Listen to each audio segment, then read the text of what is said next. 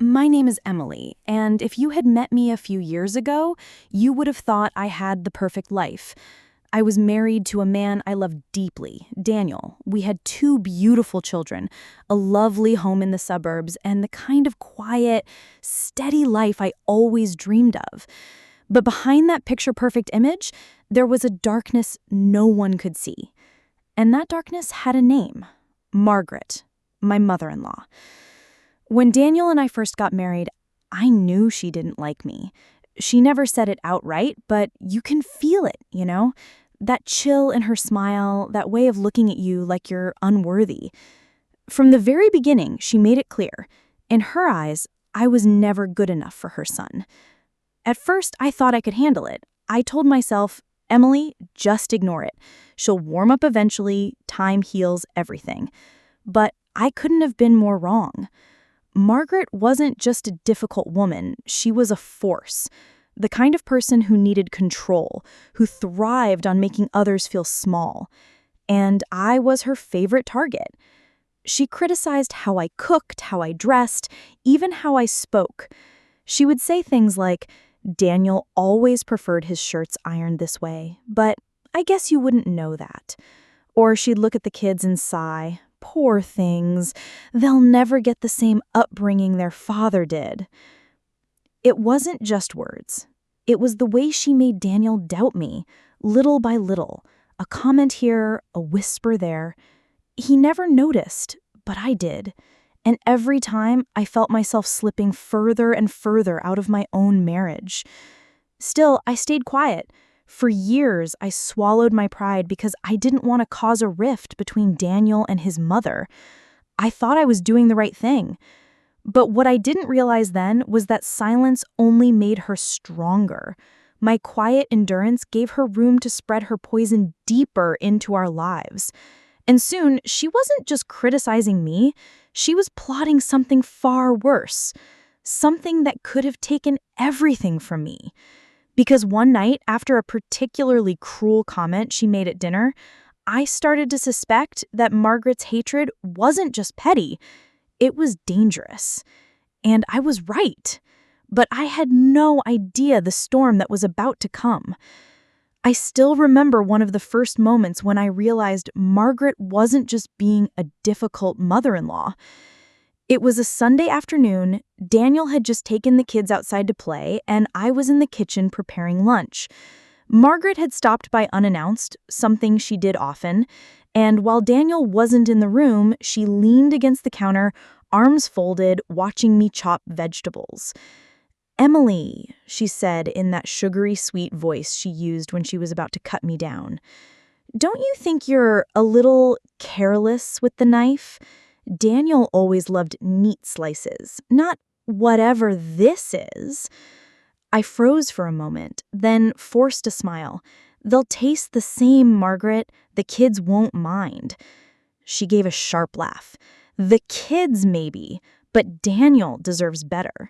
He grew up in a house where everything was done properly.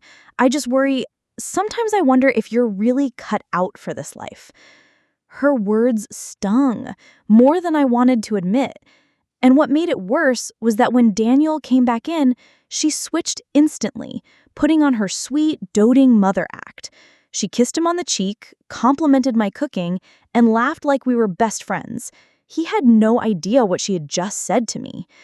At first, I tried to brush it off, but these little moments added up. She had a way of undermining me when no one else could hear, then pretending to be perfectly pleasant in front of everyone else. It wasn't just in the kitchen. When Sophia turned 6, I threw her a small birthday party. I worked for weeks on it. Handmade decorations, cupcakes with pink frosting, little party games in the backyard. The kids loved it, and Daniel told me I'd done an amazing job. But then Margaret pulled me aside, lowering her voice. It was, cute, she said, forcing a smile. But don't you think it was a bit childish? Daniel always had such sophisticated parties when he was little, magicians, clowns, catered food. I guess not everyone knows how to throw a real party. My chest burned with humiliation. I wanted to scream, to tell her that Sophia didn't need clowns or magicians, that my daughter was happy, and that was all that mattered. But the words stuck in my throat.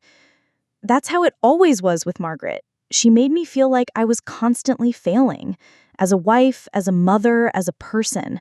And no matter how hard I tried to please her, it was never enough. I thought maybe, just maybe, she'd eventually soften. But instead, her comments became sharper, her presence heavier, and little by little, she began to drive a wedge between me and Daniel. Because the more she criticized me, the more she whispered in his ear. And I started to see him change. It started subtly at first. Daniel would come home after visiting his mother and make little comments that didn't sound like him. One evening, after Margaret had dropped by unannounced yet again, Daniel leaned back on the couch and sighed, "Emily, Mom says you let the kids watch too much TV. Maybe we should be stricter about screen time." I stared at him, my hands frozen on the laundry I was folding. Mom says? He never cared about TV before. He was the one who sometimes fell asleep with cartoons playing for the kids. "Daniel, I know the kids do their homework, they play outside. A little TV isn't going to hurt them." He frowned. "I know, but Mom thinks it could affect their development." There it was again. Mom thinks. Every suggestion, every criticism, it always came back to what Margaret thought. It got worse. At dinner one night, when Sophia was telling us about her day at school, Margaret interrupted. "Sophia, sweetheart, are you practicing your piano? Your daddy was so talented at your age. Emily, don't you think it's a shame she's not more disciplined?" I forced a smile, trying to protect Sophia from the sting of those words. But later that night, Daniel said quietly, "Maybe Mom's right. Maybe we should push Sophia harder." I felt my stomach twist. My daughter wasn't a project. She was a little girl. But how could I argue when Margaret's voice was already echoing in his head? It wasn't just about the kids either. She found ways to turn Daniel against me. "Emily," he said once after a weekend visit with her, "Mom worries about how much you spend on groceries. She says you should budget better." I wanted to scream. We weren't struggling financially. I planned every meal, clipped coupons, made sure we never wasted food. But still, he looked at me with doubt in his eyes, the same doubt his mother had planted.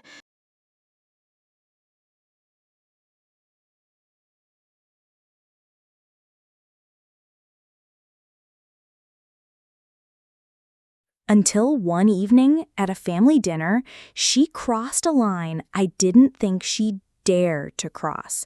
And for the first time, I realized Margaret didn't just want to criticize me. She wanted to replace me. It was supposed to be just a simple family dinner. Daniel thought it would be nice to invite his mother over. And I agreed, even though my stomach turned the moment he suggested it. I spent the whole afternoon cooking: roast chicken, mashed potatoes, a salad, all of Daniel's favorites. I wanted everything to be perfect. When Margaret arrived, she stepped through the door like she owned the house. She looked around critically before even greeting me. She said, eyeing the table I had set. "Interesting choice of tablecloth. We always used linen in our home, Daniel. Remember that?" Daniel laughed politely, not realizing the jab was meant for me. Dinner started off stiff but manageable. Sophia chatted about school. Ethan made silly faces to make us laugh. And for a brief moment, I thought maybe, just maybe, the evening would pass without incident. But then Margaret struck. She turned to Daniel, her voice carrying that practiced sweetness. "Darling, I was talking to a friend the other day about how hard it must be for you, working so long, coming home to children, and poor Emily, she must be so overwhelmed. Have you ever thought about hiring some help? Or maybe letting the children stay with me a few nights a week, just to take the pressure off?" The fork slipped from my hand and clattered against the plate. Stay with her? My chest tightened. Before I could respond, she continued, I mean, Emily does her best, I'm sure, but raising children is such a heavy responsibility. I raised you so well, Daniel, and I just want the same for Sophia and Ethan. I could feel my face flush with heat. The kids were staring at me, sensing the tension. I wanted to scream, to tell her to leave my home, but Daniel was silent, caught between us, looking torn. Finally, I forced a smile, though my voice trembled. Thank you, Margaret, but the children are fine with me. They don't need to stay anywhere else. Her eyes flicked to me, sharp and cold, and then she gave a little laugh like I was a silly child. Of course, dear. I just worry. Motherhood isn't easy. Not everyone is cut out for it. Those words hung in the air like poison. I looked at Daniel, hoping he would defend me, but he just lowered his gaze, cutting his chicken as if nothing had happened. And in that moment, something inside me cracked. That dinner wasn't just humiliating. It was the moment I realized Margaret wasn't simply criticizing me anymore. She was planting the idea that I was unfit to be a mother. And Daniel's silence told me she was winning.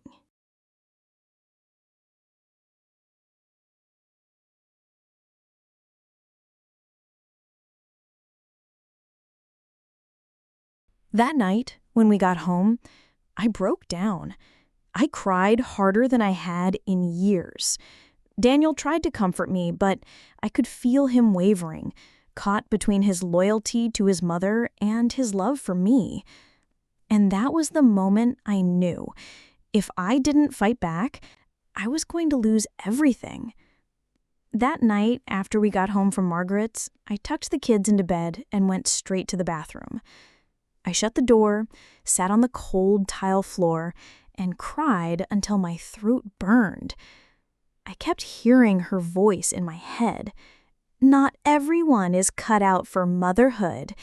If the responsibility got too heavy, you could always let them stay with me.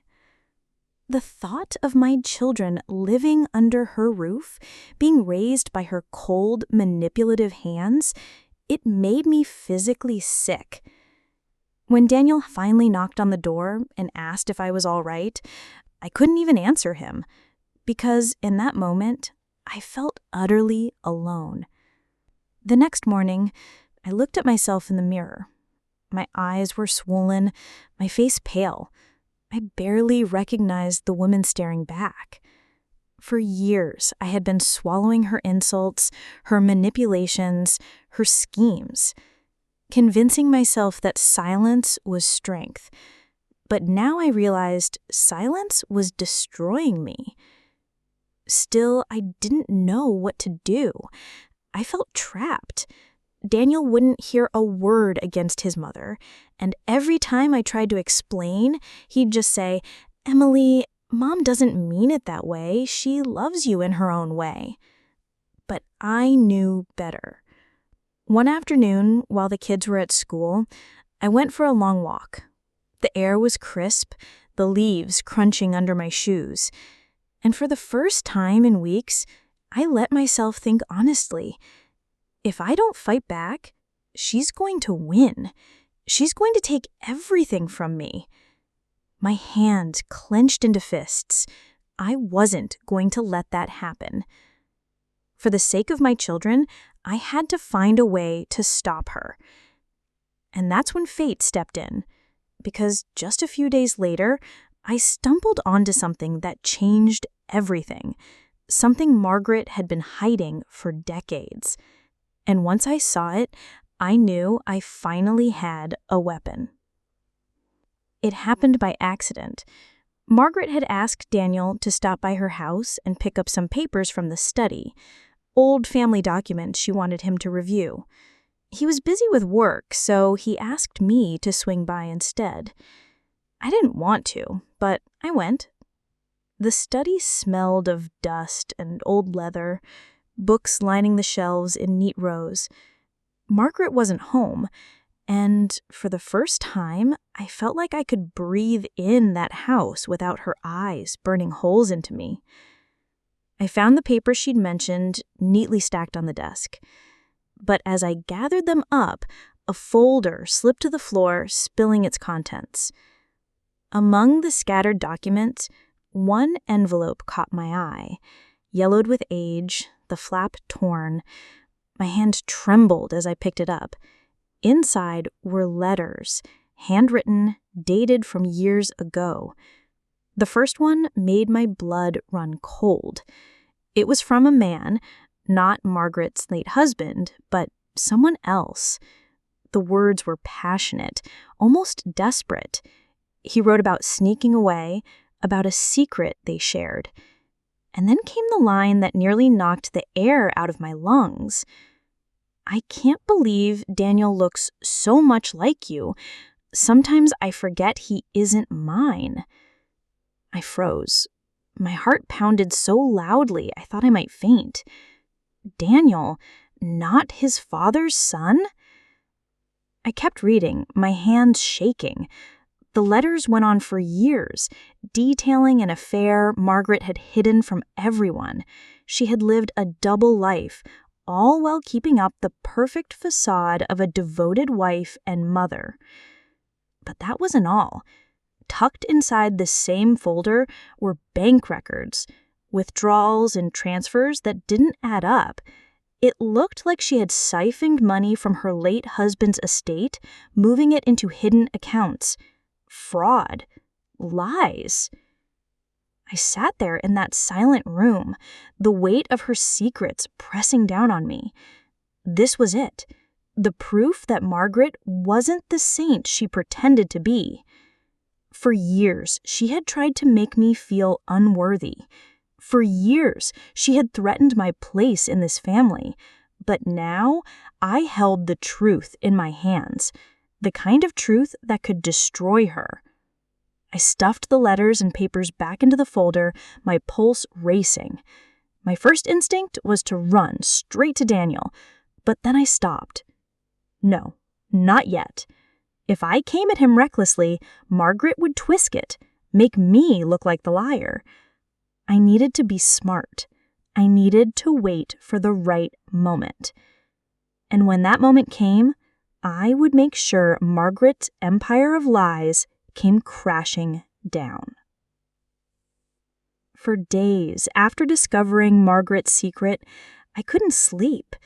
Every time I closed my eyes, I saw her smiling, that condescending smile, heard her voice telling me I wasn't good enough, whispering to Daniel, manipulating everything I loved. But now, I had something she didn't. Power. The kind of power that could bring her entire carefully constructed world crashing down.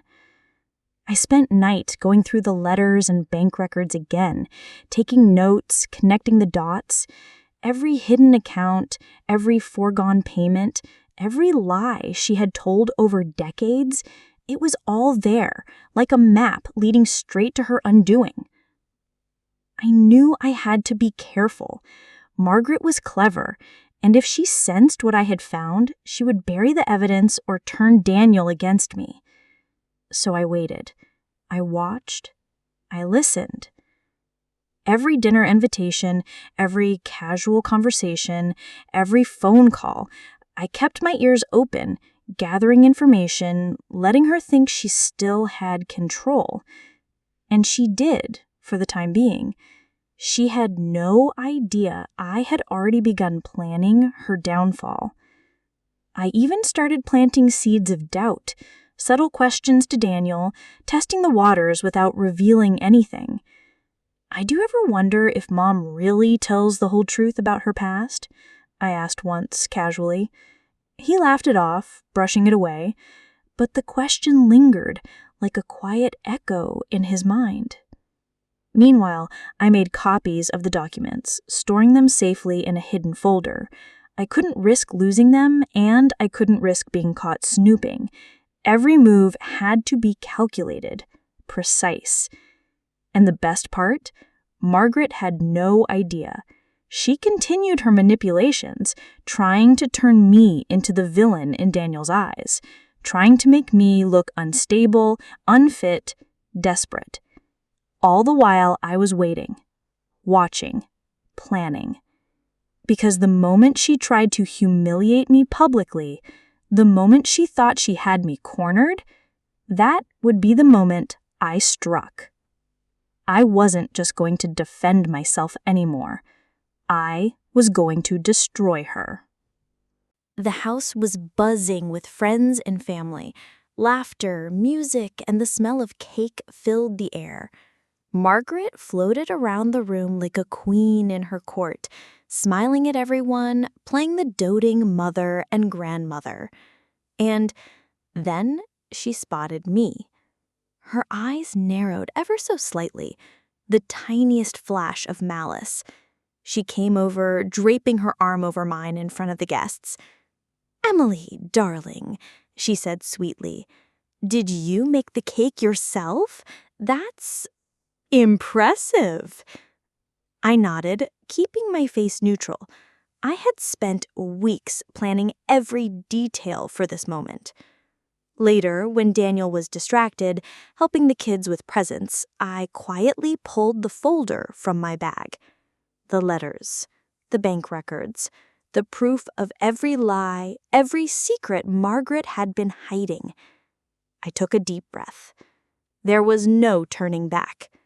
When the moment was right, as Margaret began to publicly humiliate me, suggesting I had been careless with the party, criticizing the kids in front of the guests, I spoke calmly, deliberately. "Actually," I said, holding up the folder, "there's something you all should see." Margaret's smile faltered. Her hand went to her mouth. I opened the letters for everyone to see. The guests leaned in, eyes wide as I explained. I read excerpts aloud: her affair, the hidden accounts, the attempts to manipulate Daniel and the children. Every lie, every betrayal, every ounce of control she had tried to exert over our family laid bare. The room went silent. Even Daniel, who had been confused and hesitant, looked shocked, then horrified. Margaret tried to interrupt, tried to laugh it off, tried to convince everyone I was making it up, but the documents were undeniable. Copies of letters, bank statements, evidence she couldn't spin.